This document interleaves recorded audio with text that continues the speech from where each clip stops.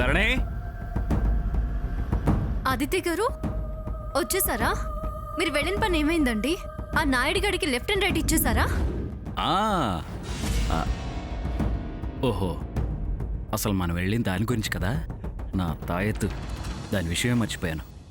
ముందు దాన్ని కవర్ చేయాలిగా.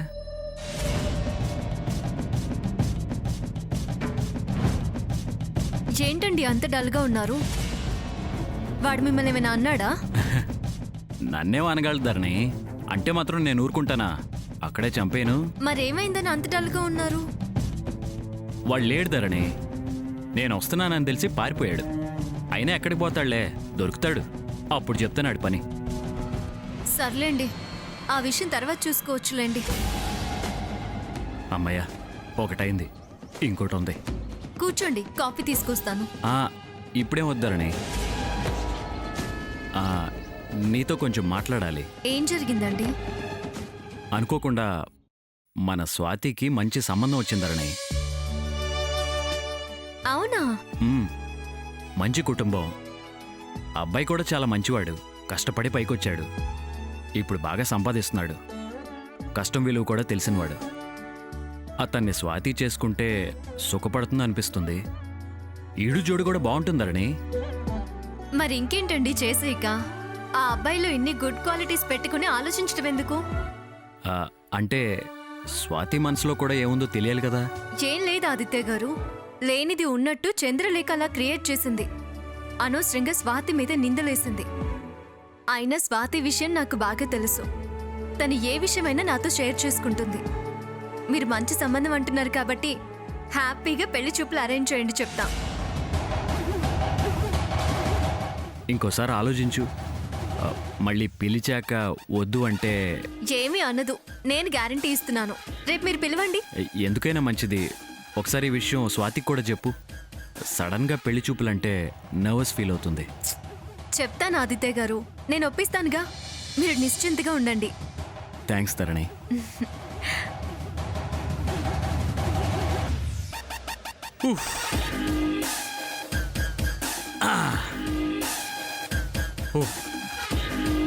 అమ్మయ్యా, ఓ పని అయిపోయిందిరా బాబా. అత్తయ్య గారు, స్వాతి, అత్తయ్య గారు. ఏంటమ్మా ధరణి? మీతో మాట్లాడాలి అత్తయ్య గారు. ఏంటొదినా అంత సంతోషంగా ఉన్నావు? Any good news? గుడ్ న్యూసే. ఏంటది? అత్తయ్య, ఆదిత్య గారు స్వాతికి ఒక మంచి సంబంధం చూశారు.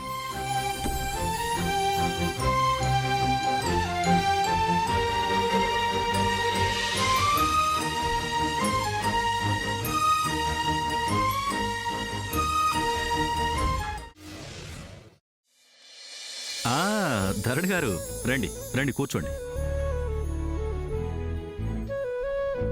సారీ అమ్మా, మీ కేసు వాదించినందుకు. నేను ఆ విషయం గురించి మాట్లాడడానికి రాలేదండి. మీరు మాకు అడ్వకేట్ కాదు, మాకు బాగా కావలసిన వారు, మా ఫ్యామిలీ ఫ్రెండ్ కూడా. నేను ఇప్పుడు వచ్చింది స్వాతి ఎంగేజ్మెంట్కి మిమ్మల్ని పిలవడానికి. ఏంటి ధరణి గారు, స్వాతికి పెళ్లి కుదిరిందా? ఏంటండి సడన్ గా ట్విస్ట్ ఇస్తున్నారు? ఎప్పుడు? అంటే మేము అనుకోలేదండి, అనుకోకుండా సంబంధం కుదిరింది. ఓ, ఎప్పుడు ఎంగేజ్మెంటు? ఎల్లుండి మార్నింగ్ 10 o'clockకి. మీరు ఆంటీని తీసుకుని తప్పకుండా రావాలి. ఆ నెక్స్ట్ వీక్ 22ndకే మ్యారేజ్. అబ్బాయిది ఏ ఊరండి? ఇక్కడే హైదరాబాద్లోనే ఉంటాడు. చిట్ ఫండ్ వ్యాపారం. ముహూర్తం బాగుందని చేసేస్తున్నాం అంతే. ఓహో, చిట్ ఫండ్ పేరేంటండి? Naidu chit fund private limited అండి. అబ్బాయి పేరేంటండి? రఘురాం నాయుడు.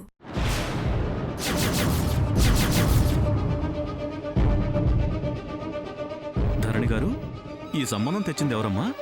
ఆదిత్య గారేనండి. ఏమైంది? నాకేదో డౌట్గా ఉందమ్మా, కాస్త క్లారిటీ కావాలి. చూడండి, ఇతనేనా? ఇతనేనండి. ఈ నాయుడు ఎవరో కాదు, మీ జూబ్లీ స్థలం కబ్జా చేసినవాడు. ఈడో పెద్ద ఎదవ.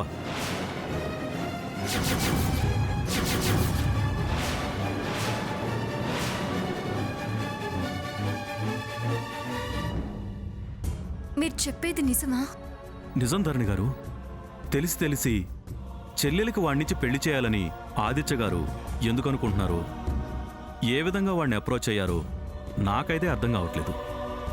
ఒకవేళ వీడే నాయుడని ఆదిత్య గారికి తెలియదేమో. తెలుసుకుంటాను. Thank you sir. ఒక ఆడపిల్ల జీవితాన్ని నిలబెట్టారు. Thank you so much.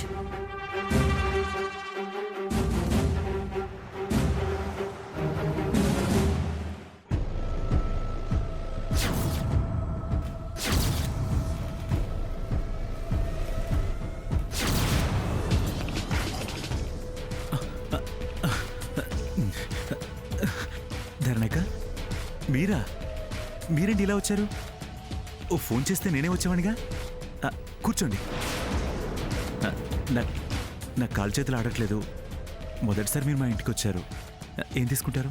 Naidu, ఇంక వరుసలు కలపకు. ఏమైందండి? నువ్వేంటో నీ చరిత్ర ఏంటో మొత్తం నాకు తెలిసిపోయింది. మీరేమంటున్నారు? నాకేం అర్థం కావట్లేదు. ఇంకా మంచివాళ్ళ నటించాలని చూడకు. నీ అసలు రంగు మొత్తం బయటపడింది. ఇంకా నా దగ్గర నువ్వేమీ దాయలేవు. నా గురించి మీకెవరో తప్పుగా చెప్పినట్టున్నారు. అవేం నమ్మకండి. నేను గిట్టని వాళ్ళు ఈ ఊళ్ళో చాలా మంది ఉన్నారు.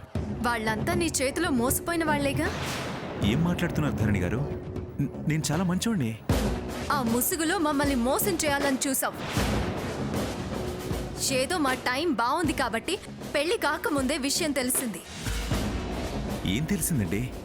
నువ్వొక రౌడీవని, భూ కబ్జాలు సెటిల్మెంట్లు చేస్తావని ఎవరో ఒకరు చెప్పేస్తే నమ్మేసి ఇక్కడికి రాలేదు. కలవాల్సిన వాళ్ళని కలిసి నీ గురించి తెలుసుకునే ఇక్కడికి వచ్చాను.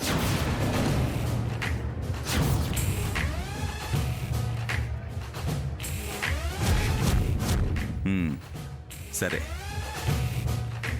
ఇప్పుడేమంటావు? ఈ పెళ్లి జరగదంటాను. నీలాంటి వాళ్ళు ఎక్కడుండాలో అక్కడే ఉండాలి అంటాను. ఫోన్లే పిల్లనిస్తారు అన్నారని ఊరుకుంటుంటే చాలా ఎక్కువ మాట్లాడుతున్నారు. ఏం చేస్తావు? నేను తలుచుకుంటే నువ్వు నీ ఇంటికి వెళ్ళావు. చంపేస్తావా? చంపే. ఇక్కడే పూర్తి చేస్తాను. నాకు మర్డర్లు చేయడం కొత్తేం కాదు. నీకెలాగూ విషయం తెలిసిపోయింది. అది ఒకందుకు మంచిదేలే. ఇక నేను ఈ ఎస్ బాసులు వంగిపోయి యాక్ట్ చేయాల్సిన అవసరం ఉండదు.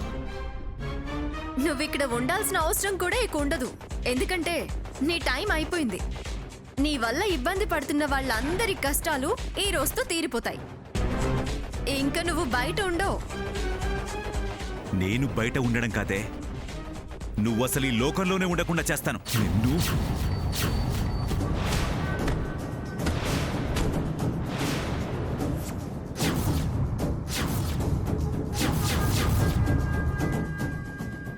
ఎస్ఐ గారు,